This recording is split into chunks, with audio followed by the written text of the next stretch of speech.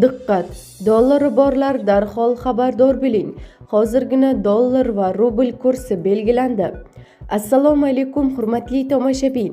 Tezkor yangiliklardan birinchilardan bo'lib xabardor bo'lishni istasangiz, videomiz ostida bir dona like va podpisatsiya tugmachasini bosib qo'yishni unutmang. O'zbekistonda dollarning rasmiy kursi ko'tarildi.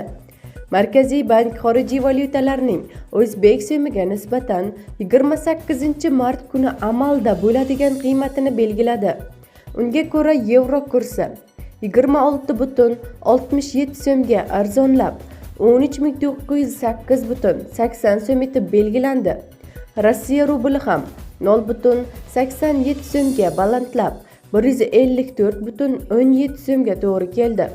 Dollarning rasmiy kursi 4,0 so'mga ko'tarildi va 12.913,19 so'mni tashkil qildi deyiladi xabarda. Bizni kuzatishda davom eting. Kanalimizga obuna bo'lib, podpisatsiya tugmachasini bosib qo'yishni unutmang.